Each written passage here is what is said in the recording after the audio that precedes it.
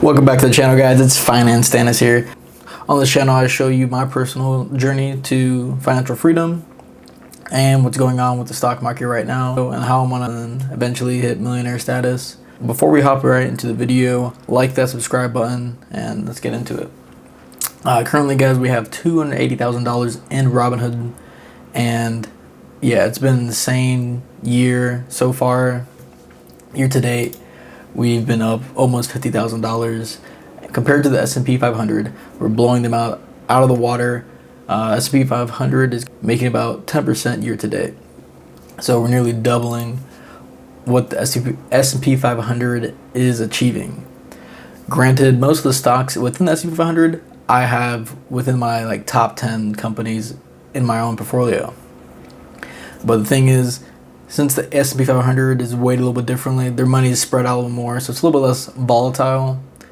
My portfolio is a lot more volatile. Some days I could be experiencing probably maybe $5,000 in unrealized loss, or up to $10,000, $20,000.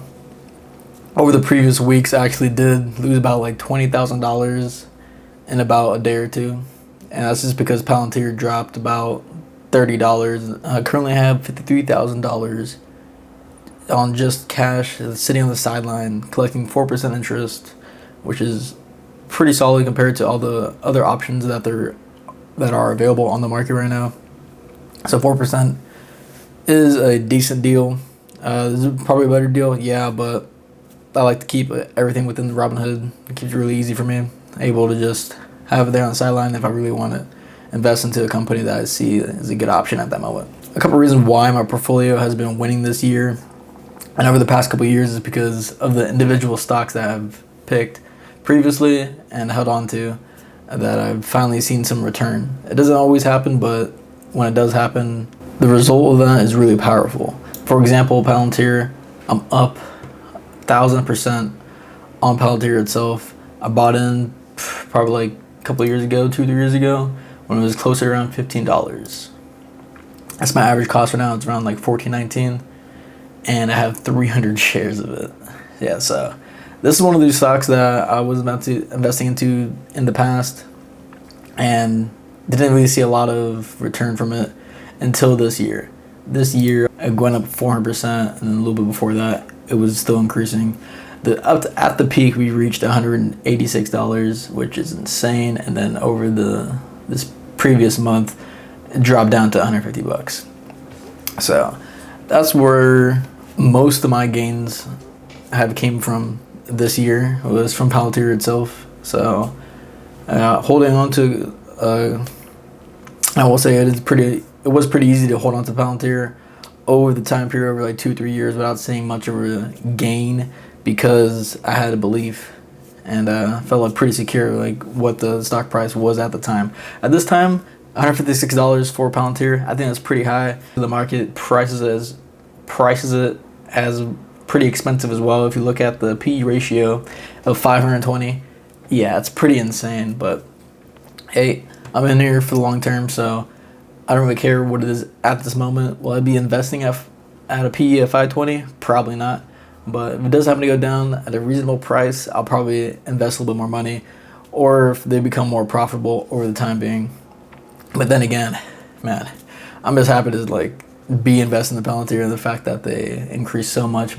Another company that has altered my portfolio for the better is Meta. Haven't really been investing too much into Meta recently, but it's one of those stocks that I invested into prior when it was closer to $140, my average cost, and has seen significant gains since then. Once again, another example of buying into a company that's pretty undervalued at that time. It's kind of hard to find that type of company nowadays, because everything is pretty expensive, but it's always worthwhile to dollar cost average into a stock that you believe is going to be profitable in the future and is going to be here to stay.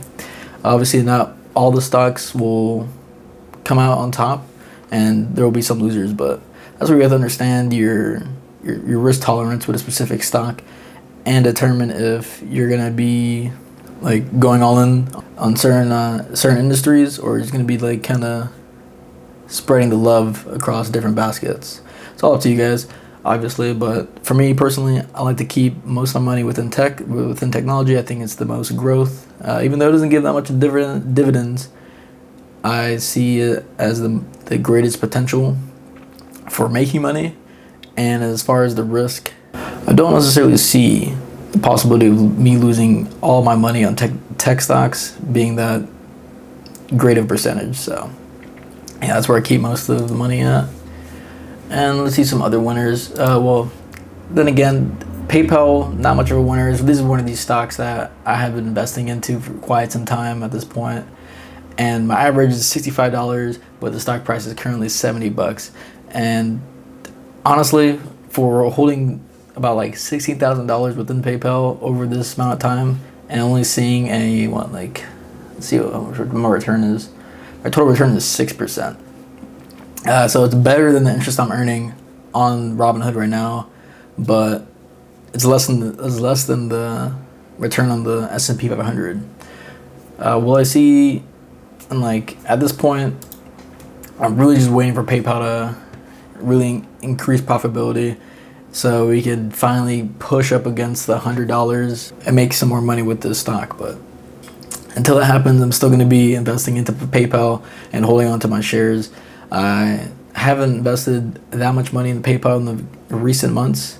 That's more so because I've been investing in some other stocks and saving a lot more cash for an eventual downfall. Even though I think the downfall is not going to happen anytime soon, which kind of sucks because I'm a buyer, not really much of a seller. So I will say, down markets, you're able to buy a lot of companies that are on sale, and you're going to be able to reap those rewards and see a greater profit in the future.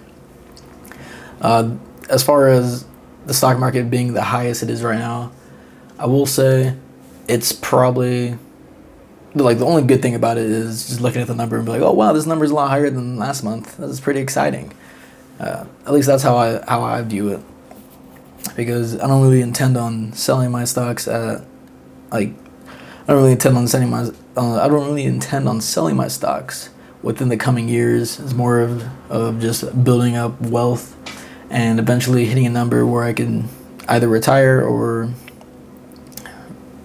and do some stuff on the side for not necessarily money, or if it is for money, then it's not that much money.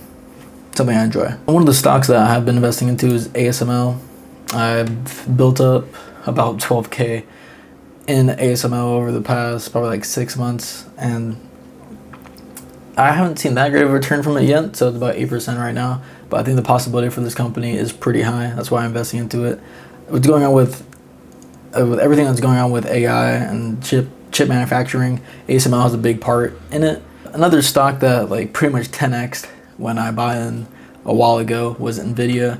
I know, should have bought more. That's what everybody thinks, but yeah, over 5 years, it has increased 1,200%, which is insane.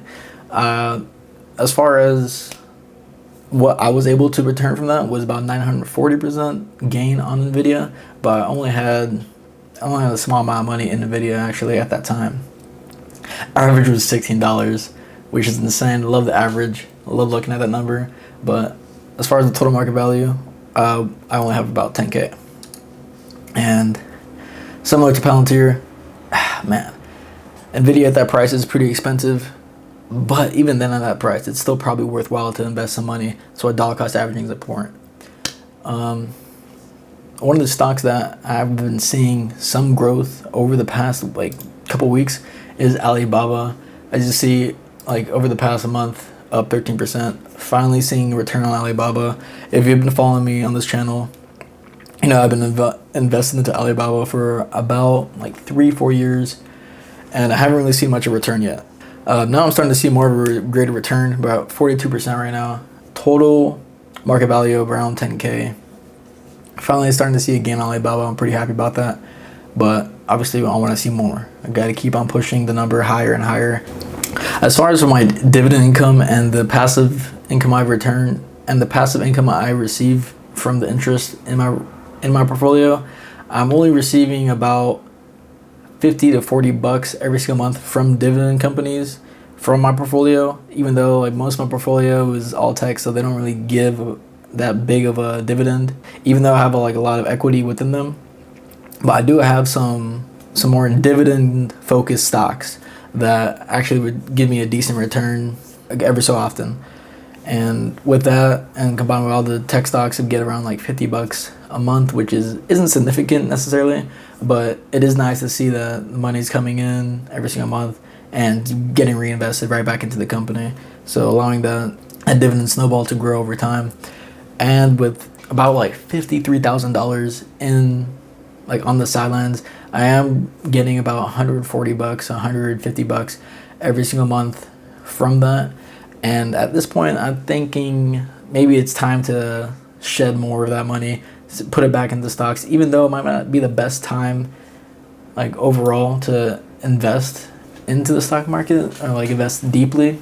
At this point, it's probably kind of wise to just have that money inside the stock market and not have too much money on the sidelines, because we're also missing on potential gains over the time being. And I've been waiting probably like 2 or 3 years for this dramatic decrease in the stock market. To give you guys a frame of reference, my risk tolerance is kind of high. I'm all in on crypto or like meme coins, something like that, which is like probably extremely high. But I'm more into individual stocks that could possibly see a greater return than the S&P 500. So within that gap, kind of in the middle. Kind of in the middle right there. If you do try this individual stocks by yourselves, results may vary. But I do think if you are at a younger age and you kind of understand what you're investing into, that investing into individual stocks, especially if they're within the S&P 500, either more greatly or at different levels than the S&P 500, then you could possibly see a greater return than the S&P 500 every single year. And that's what I've been achieving every year so far. There's some companies that I don't necessarily want to invest into that are just within the S&P 500. So there's multiple ways you go about that, either going into individual stocks, the companies that you actually like, or specific ETFs that hold a specific sector that only includes a certain amount of companies. You could also go down that pathway. Some of the stocks that I intend on investing into in the future are nuclear power stocks. I'm waiting for this entry, but I haven't really seen that great of a opportunity yet. About like last April was a decent time to get into what I was expecting.